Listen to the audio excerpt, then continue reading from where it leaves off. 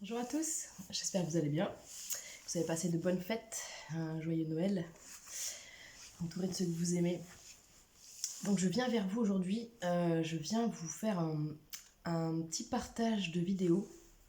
J'ai vraiment découvert à propos d'un sujet brûlant, une chaîne YouTube sur laquelle une jeune femme de 24 ans parle de son TDI, donc trouble dissociatif de l'identité. J'avais très envie de faire ce partage de vidéos parce que finalement, donc ces sujets-là dont on va aborder un petit peu dans les grandes lignes, eh bien les tenants et aboutissants ne sont pas des plus agréables ni des plus reluisants. Malgré tout, c'est quelque chose de très contemporain actuel. Et j'ai à l'idée que c'est un sujet dont on va beaucoup parler dans les temps à venir et les prochaines décennies, puisqu'il sera, selon moi, à mettre en parallèle à bien d'autres sujets. Donc la chaîne que je vais partager avec vous, c'est une chaîne qui porte le nom de la demoiselle Zeliana System. J'ai envie, avant de partager avec vous sur cette demoiselle, qui expliquera très bien ce qu'elle vit, et elle l'explique très très bien dans le lien que je vais vous mettre dans la description ou en commentaire. Vous pourrez aller écouter tout ça. Moi, j'avais juste envie de vous faire une sorte de petite rétrospective sur finalement tous ces termes dont on entend parler, qui peuvent nous paraître éloignés les uns des autres et qui finalement parlent de la même chose. On va pouvoir parler donc de TDI, de troubles de dissociation d'identité. On pourra aussi parler de manipulation de masse, au travers par exemple le nom d'un projet qui s'appelle MK Ultra, qui est utilisé dans la sphère du divertissement, cinéma, etc., industrie de la musique, tout ce qui concerne 7e art. Également, on pourra employer des termes comme mur amnésique, donc dissociation psychique, et également le syndrome de la personnalité multiple.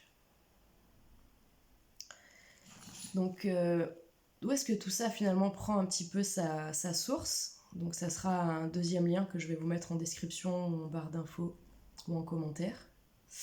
Donc le lien d'une des nombreuses vidéos de la chaîne d'un monsieur que j'aime beaucoup, qui s'appelle Alexandre Le Breton, et qui fournit un travail très très très rigoureux sur le sujet. Également, je vous mettrai en lien également, j'espère que sa chaîne est toujours ouverte, puisque vous imaginez bien que ce sont deux chaînes, les deux dernières, qui sont régulièrement censurées, étant donné que les informations sont importantes et capitales. Donc c'est la chaîne qui s'appelle L'heure de se réveiller, et qui lui cible et traite de cette problématique dans le cadre spécifiquement de la sphère du divertissement, puisque lui-même a travaillé dans ce milieu-là pendant quelques années. C'est toujours en pénétrant un système qu'on en apprend les tenants et les aboutissants et qu'on peut arriver à le faire péricliter, n'est-ce pas? Alors finalement, ça nous ramène à la fin de cette deuxième guerre mondiale, où nous, ce qu'on a retenu et ce qu'on a vu inscrit dans les livres d'histoire, c'était tout le passage concernant une idéologie qui aurait poussé en effet des personnes à en tuer d'autres en masse, et à faire sur elles bien entendu des expériences assez ignobles, inhumaines, atroces, tout ce qu'on voudra, cruelles, avec beaucoup de froideur. Donc il faut savoir qu'en effet à l'époque de la fin de cette guerre, alors que les bourreaux et tortionnaires auraient dû être jugés, donc au niveau de tout ce qui était la sphère médicale et toutes ces expériences qui ont été menées donc par toutes ces personnes qui auraient dû être jugées et finalement qui ont été, au travers une opération qui s'appelle l'opération Paperclip, qui aurait été exfiltrée donc aux États-Unis, et donc du coup qui auraient développé finalement et continué à pousser leur idéologie, leur recherche au Canada spécifiquement, Là, je vous invite à chercher, et si ça vous intéresse, d'aller lire des sujets qui sont romancés, mais qui sont très très bien, qui sont malgré tout très très bien relayés, au travers de 3 ouvrages. Donc il y en a un de Christophe Granger et 2 de Franck Tilliez, qui s'appelle... Alors il y en a un qui s'appelle La forêt des mânes, un deuxième qui s'appelle Fracture, et le troisième que j'avais pu lire qui s'appelait Le syndrome E. Le syndrome E, lui, relate une époque où dans des centres pour orphelins, donc c'est évidemment en effet à coupler à tout ce qui est des centres psychiques ou orphelinats, et également à relier à la sphère de l'Église catholique. Donc du coup, ce sont des pratiques qui sont mises en lumière, qui visent, donc ce sont des pratiques relativement barbares. Alors attendez, parce que je vais aussi joindre un dernier bout de sujet pour nous permettre de faire le lien avec ces pratiques. D'où est-ce que ces fous furieux, du coup, ont tiré ces fameuses pratiques pour aller dissocier l'esprit humain et créer des murs amnésiques dans sa psyché. C'est une notion et un protocole qui prend ses sources dans certainement plusieurs cultures et donc dans le monde. Mais spécifiquement, si on se base un petit peu sur les travaux qu'Alexandre Breton a réalisés, on peut voir que chez les chamans, donc dans ces fameuses tribus où une sorte, entre guillemets, d'élu qui aurait des prédispositions est choisi pour incarner un modèle de sagesse et d'aide qui aura un impact donc, sur tout le clan et la tribu. On choisit donc un enfant en bas âge et on va lui faire subir les mêmes formes de traitement et de traumatisme que ces fameux fous furieux au cours de la Seconde Guerre mondiale ont fait vivre à des centaines de milliers de personnes, j'imagine.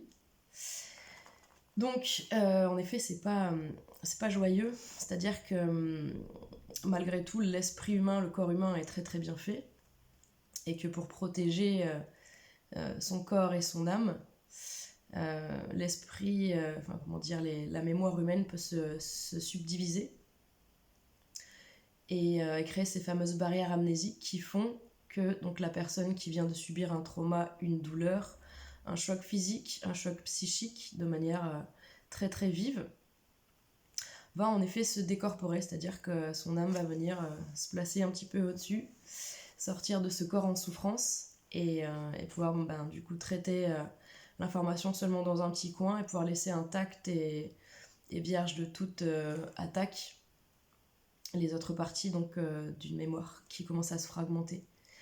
Il faut savoir qu'à chaque traumatisme infligé, se crée un mur psychique, et donc on peut estimer qu'il y a un alter, puisque donc c'est le terme qui est employé, une personnalité, un alter, qui va être créé à ce moment-là, au moment d'un choc. Donc du coup cet alter est du coup comporte en lui énormément de souvenirs liés au traumatisme, et du coup est en même temps une solution et une ressource pour dépasser ce traumatisme. Donc la dissociation psychique, finalement, c'est quelque chose qui peut se passer dans un cadre de vie classique, dans le sens où on peut être né dans une famille et avoir une enfance dans la violence et être extrêmement marqué par différentes sortes de traumas qui laisseraient des traces et qui créeraient des brèches. Et donc on peut retrouver ce problème de dissociation psychique tant dans n'importe quelle catégorie sociale et n'importe quelle classe sociale et n'importe quelle famille, de la plus pauvre à la plus riche, on va dire, si jamais il y a eu des traumas vécus par la personne. Donc du coup, ça c'est, on va dire, c'est l'approche qu'on peut avoir sur la partie, comment dire, vous voyez, quand dans Kaamelott ils disent le grouillot, ben voilà pour le grouillot, pour les familles les plus pauvres, et puis nous autres, vous voyez, les personnes lambda.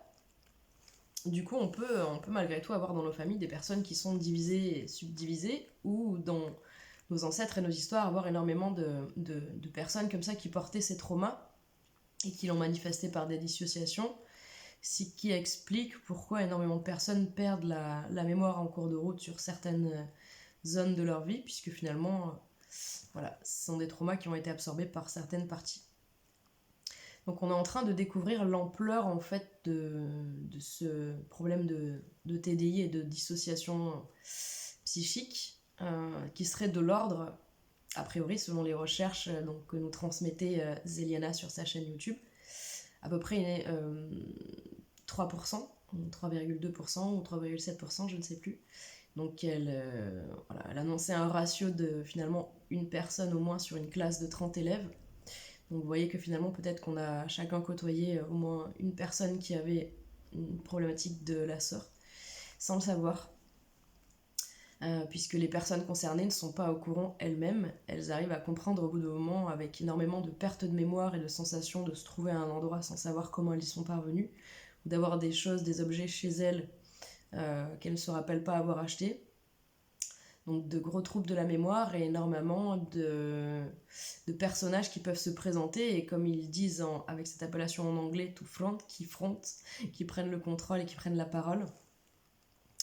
Et donc du coup j'avais envie donc cet aspect-là, en effet, on est en train de le découvrir et je pense que c'est un phénomène qui va monter en puissance dans les témoignages que ces personnes vont pouvoir nous livrer afin qu'on découvre ce malheureux sujet d'un peu plus près afin d'y apporter des solutions et surtout de faire en sorte que cela ne se reproduise plus et sur personne.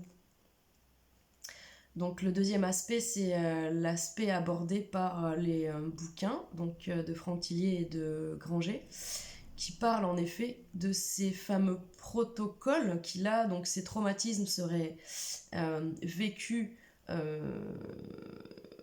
manière répétée et de manière très protocolaire, dans un but scientifique, dans un but très précis,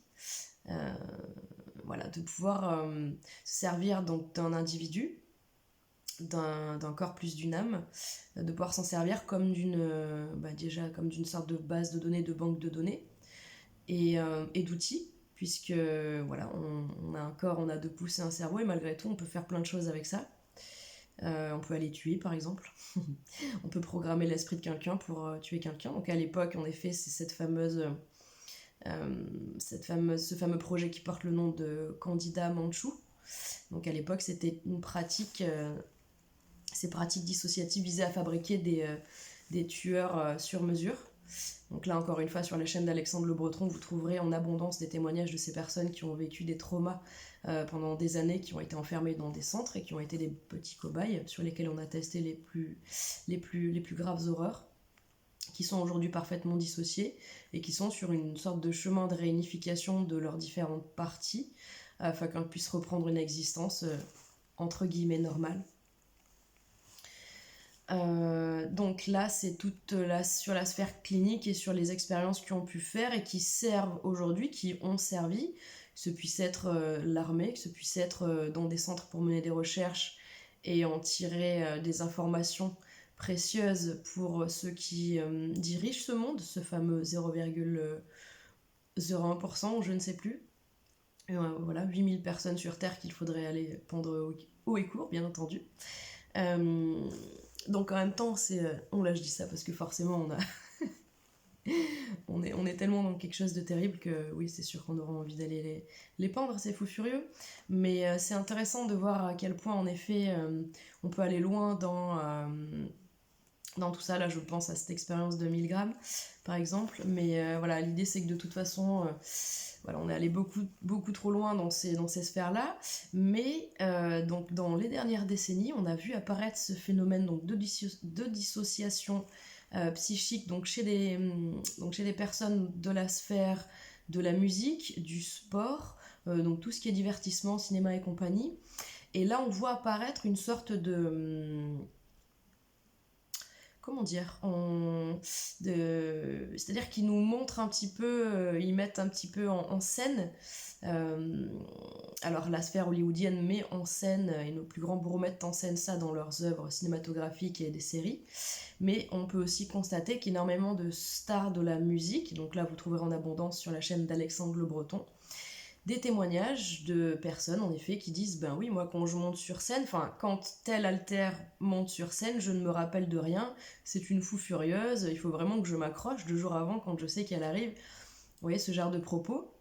Vous trouverez également sur cette chaîne d'Alexandre Le Breton des témoignages qui vous montrent des arrêts sur image d'une personne comme vous et moi. Vous voyez? Ça fait bizarre, n'est-ce pas? Là, ça a duré quelques secondes. Je vous garantis que quand vous regardez comme ça une personne qui pendant 30 secondes est en arrêt sur image tel un robot, vous vous rendez compte à quel point le vide laissé par l'absence de cette personne est dérangeant et va beaucoup plus loin que ce qu'on croit, que ce qu'on pense. Donc moi j'ai fait des découvertes sur ce sujet donc au cours des lectures de ces bouquins quand j'avais une vingtaine d'années, on va dire. La deuxième couche, ça a été en 2016 et 2017 où j'ai découvert énormément de choses sur le sujet. Et puis le point d'apogée en 2017 et les années donc qu'on suivi où énormément d'informations m'ont été données de voir et de découvrir. Et donc j'ai pu mettre en lien en effet toutes ces choses-là, toutes ces choses terribles. Tout cela pour vous dire que finalement aujourd'hui, on a l'expression dans la matière de choses qui se sont passées de manière ancestrale. C'est très très archaïque, c'est millénaire. Ce sont des pratiques à l'époque qui étaient utilisées par les Mayas également, puisqu'on a découvert que les cités de ces civilisations anciennes, en tout cas en ce qui concerne les Mayas et certainement d'autres, ont été bâties sur des montagnes et des montagnes d'ossements humains qui ont été sacrifiés, entre guillemets, voilà, sacrifié, abîmé et tout ce que vous voulez, traumatisé. Donc, si vous voulez, c'est pas quelque chose de nouveau. Tout ça pour vous dire qu'en effet, ce n'est vraiment pas quelque chose de nouveau. J'avais envie de terminer par un petit témoignage de ma grand-mère. Donc, c'est une dame qui est née dans les années, qui est née en 1944. Donc, c'est dans ces années d'après-guerre. Donc 39-45, oui, c'est bientôt la fin de la guerre, et donc ces fameuses 30 glorieuses. Donc ma grand-mère, quand elle était petite, elle habitait en campagne, et à l'époque, en campagne, la branche rosicrucienne de l'église catholique romaine est encore très active, bien que complètement pervertie et détournée. Donc à l'époque, la Rose-Croix n'hésite pas à aller en campagne pour demander aux femmes et aux enfants un petit peu désœuvrés s'ils n'auraient pas d'aventure envie d'apprendre à lire et à écrire. Et à des fins absolument ignobles, puisque là-bas on leur faisait apprendre et pratiquer donc toute forme de prière assez noire, de magie assez sombre qu'on pourrait relier aujourd'hui avec tous ces cultes lucifériens et satanistes. Hein. Rien n'a disparu, tout est toujours là. À l'époque, dans l'esprit de ma grand-mère, quand elle est petite, et dans l'esprit des villageois, tout est très très clair. Et quand du coup, par-dessus le marché, une fois par an, les gens de la ville viennent acheter des enfants aux paysans, tout le monde sait et tout le monde est au courant que c'est pour être sacrifié durant les messes noires et pouvoir tirer cette fameuse énergie un petit peu magique de pouvoir et de toute puissance et de cure de jouvence et de tout ce dont on parle en ce moment à propos de l'adénochrome par exemple. Donc là, peut-être que cette vidéo, avec le nombre de mots qui ont été cités et qui seront certainement vite alpagués par l'intelligence artificielle, peut-être que la vidéo ne sera pas visible longtemps. On croise les doigts, peut-être qu'il y a une belle protection aussi qui fait que le message doit être diffusé en masse. Donc moi, si je fais cette vidéo, si je vous partage sur ces sujets-là et si j'ai mis le temps avant de vraiment pouvoir le faire, c'est qu'en effet, il y a une certaine forme malgré tout de risque à prendre quand on évoque ces sujets-là, même si on commence à trouver une documentation qui est forte, étayée et qui est très très, très, très sérieuse. Je vous demande de partager, en fait, c'est ça qui est important pour moi, de partager les liens qui seront ci-dessous, de partager les travaux qui sont effectués, de partager les témoignages de ces personnes courageuses comme Zéliana et comme une autre personne que je vous mettrai aussi en lien. Très très très courageuses qui n'ont pas peur d'aller fouiller les méandres de ces souvenirs atroces et de nous imager un petit peu, de nous montrer un petit peu qu'est-ce que c'est que ce syndrome, quelles en sont les répercussions, les symptômes, voilà. Et qu'est-ce qu'on peut faire aujourd'hui à part relayer l'information? Je pense que c'est déjà le point principal. Je voulais pas faire une vidéo trop longue, ça fait 20 minutes, donc je suis ravie, c'est parfait. Je vais vous faire une grosse bise en tout cas. Voilà, n'hésitez pas à vous renseigner, à renseigner vos proches. Allez-y en douceur, c'est un sujet brûlant. C'est un sujet qu'on rattache bien entendu à tout ce qui est réseau de pédophilie, de criminalité organisée. Tous ces bandits qui nous dirigent, nous divisent, nous gouvernent, nous assujettissent, nous infantilisent et nous plongent la tête dans la politique de la terreur de Danton et de Robespierre. Rien n'a changé, toujours la même recette. D'accord. La bêtise n'a pas de limite et elle a toujours de l'avance, comme dit les paroles d'un groupe de musique que j'aime beaucoup. Je vous embrasse bien fort, prenez bien soin de vous, restez malgré tout positif et lumineux, prenez le temps de digérer les informations, et puis avant bien entendu de juger ou de formuler des affirmations, allez à l'encontre, allez à la recherche de ces informations, allez à la rencontre de tout ceci. Moi je vous embrasse bien fort, je vous fais une grosse bise, prenez bien soin de vous, et à très bientôt. Au revoir.